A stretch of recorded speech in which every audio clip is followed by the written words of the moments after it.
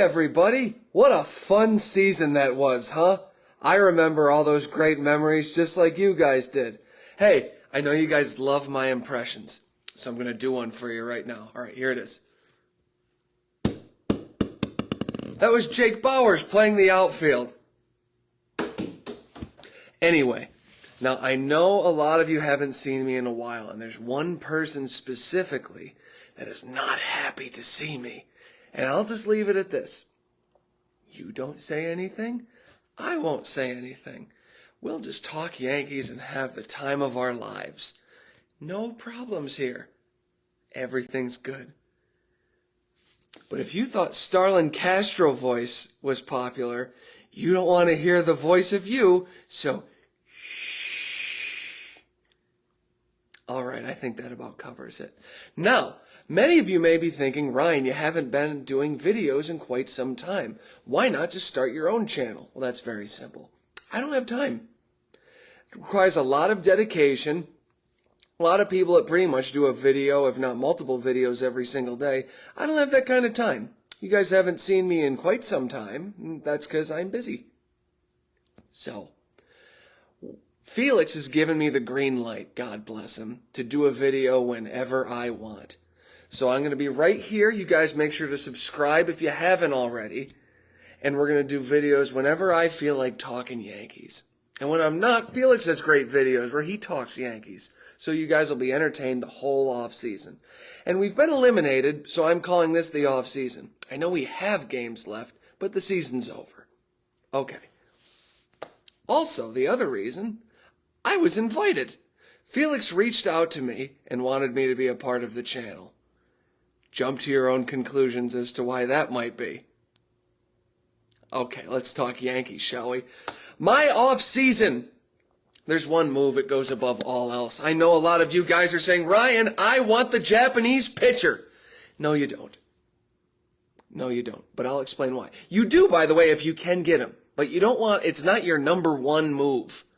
Your number one move, if you've been watching this season, is that the Yankees can't hit. And you're saying, Ryan, are you going to say Cody Bellinger? Yes, I'm going to say Cody Bellinger.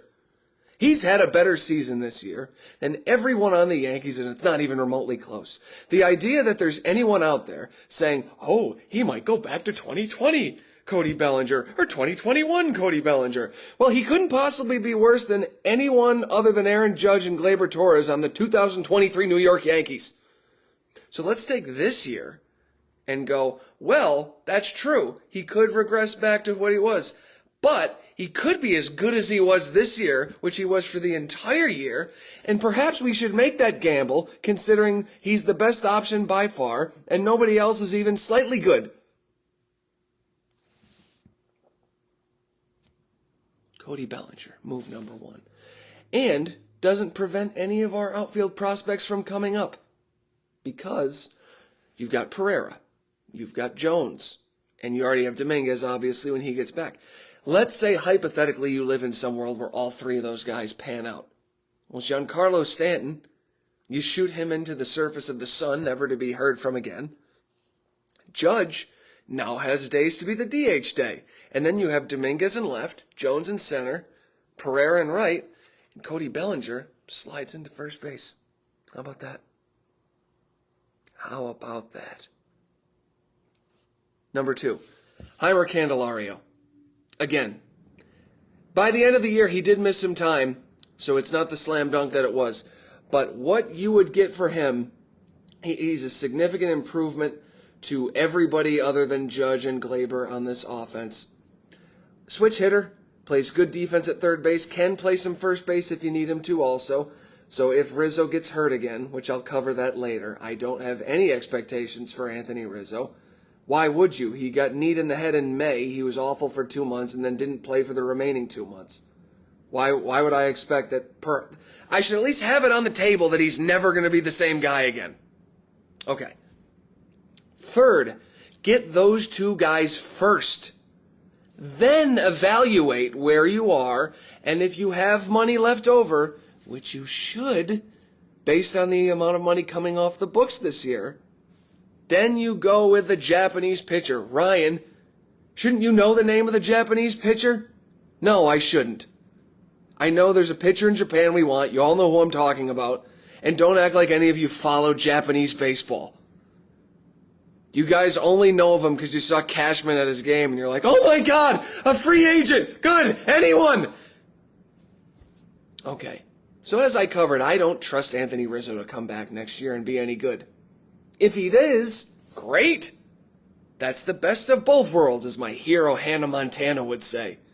But let's pretend we don't think Hannah Montana. He's going to come back and be the same guy. Well, Spencer Jones is already hitting in Double-A, the way Dominguez was in July.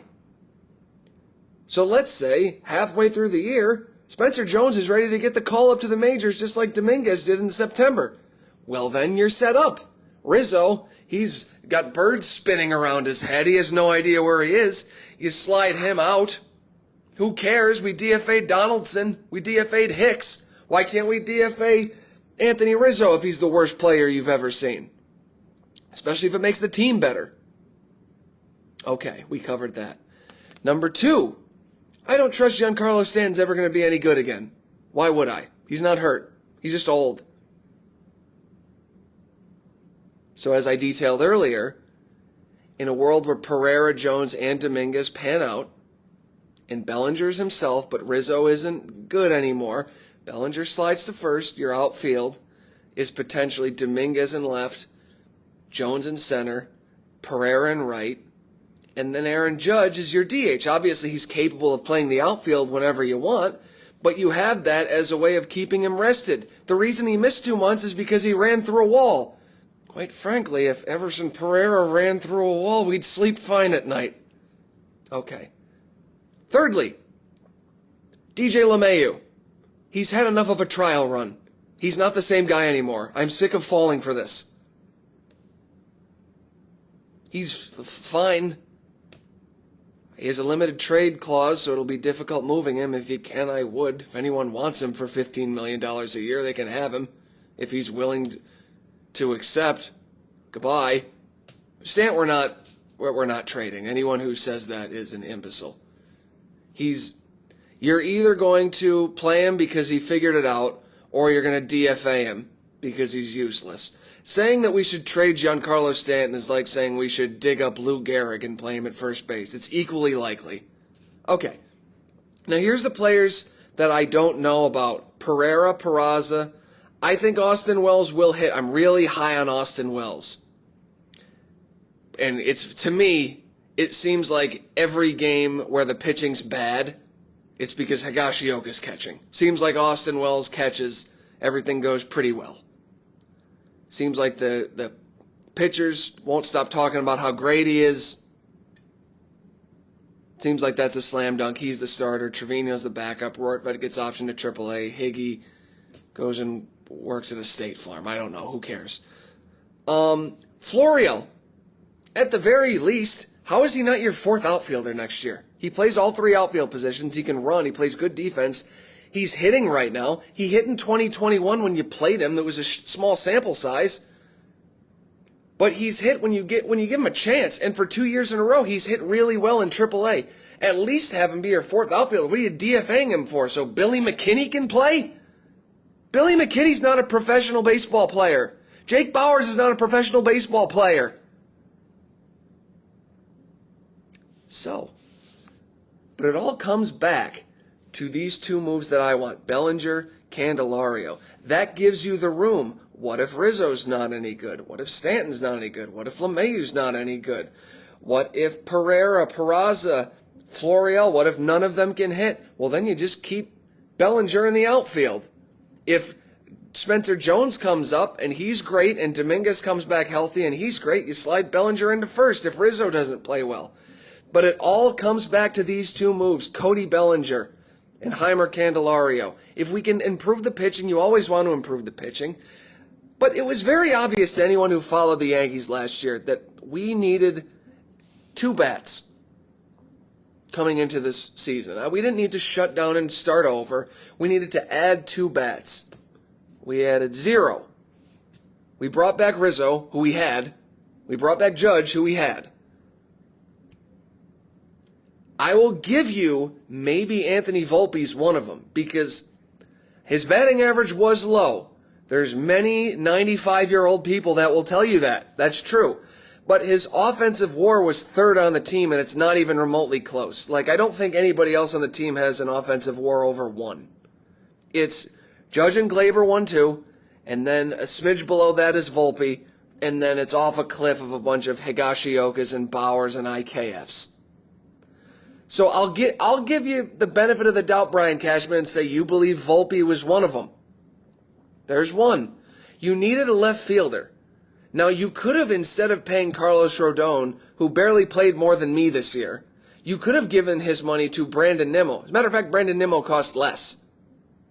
And that would have been, at the very least, your leadoff hitter, maybe your number 2 hitter with how bad everybody else was hitting if you wanted him to drive in some runs.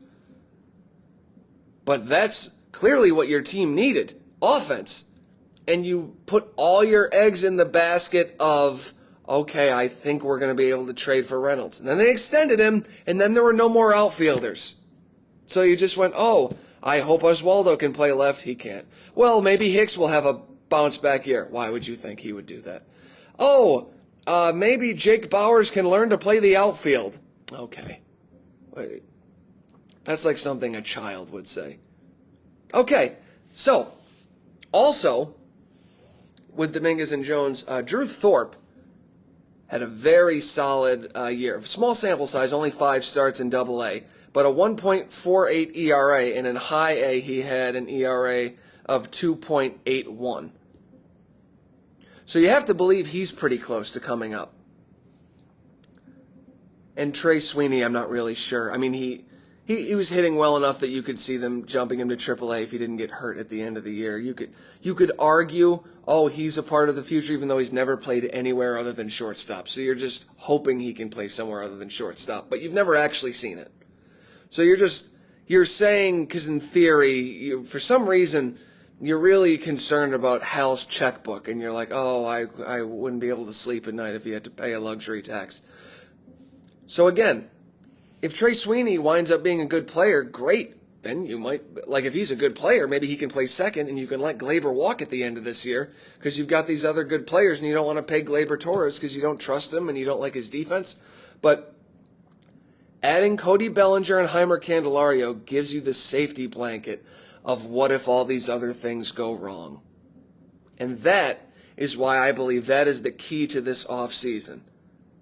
And you can solve it as easy as a checkbook. You don't have to give up any prospects.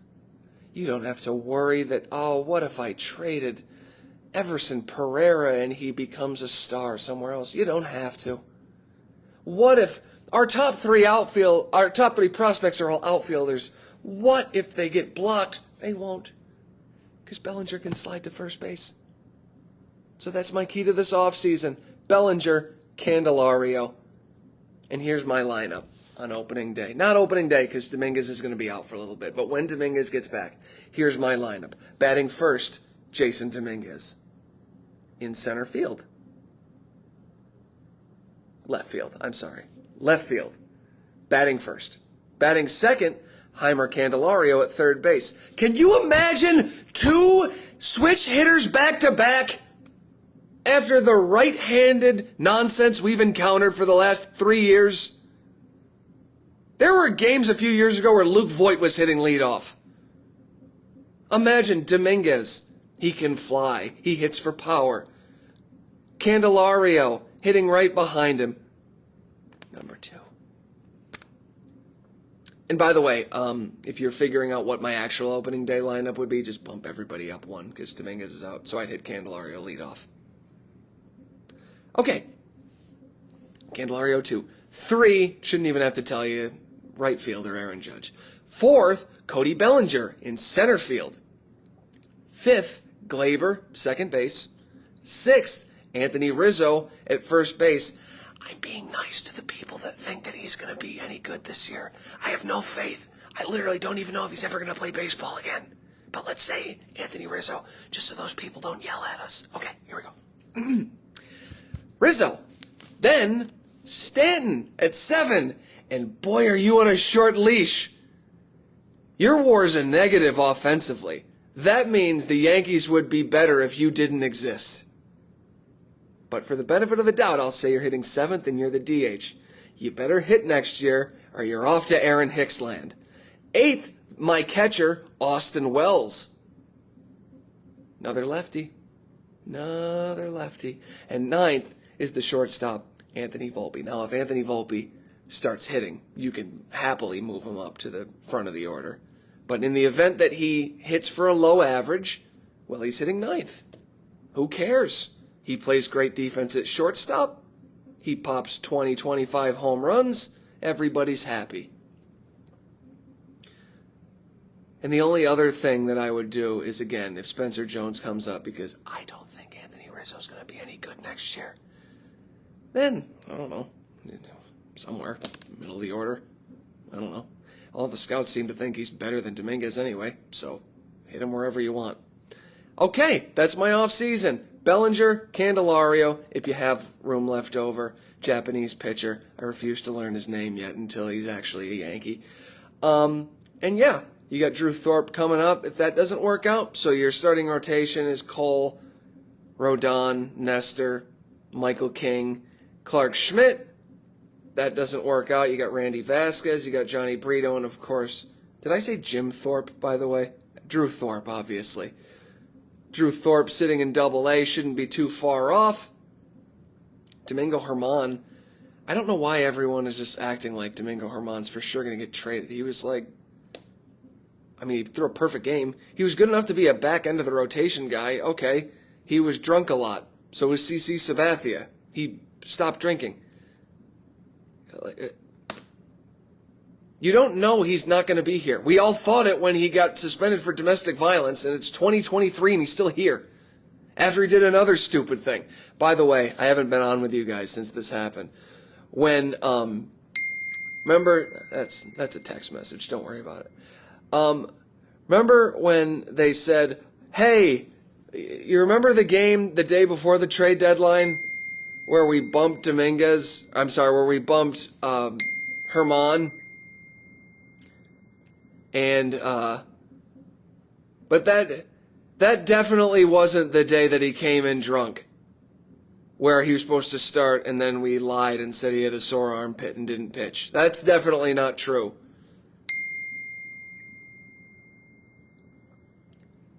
It was the next day after the trade deadline. We definitely weren't trying to keep the lid on it in hopes that we could trade him to somebody else. Also, Anthony Rizzo, definitely, we didn't know he had a concussion until the day after the trade deadline when nobody wanted him, and then we acknowledged he had a concussion, and then he didn't play again. That's definitely not what happened, so I don't want you guys getting any crazy ideas. All right, that wraps it up. Bellinger, Candelario. If you have room left over, Japanese pitcher. Don't really care. Just want Bellinger and Candelario. Now, here's the thing. This is what I would do. I'm not foolish enough to get my hopes up enough to think that that's what Brian Cashman's going to go do. He'll probably go trade for some old right-handed guy. All right, this has been fun. I'm sure I'll see you guys again real soon. All right, I'll see you later. Goodbye.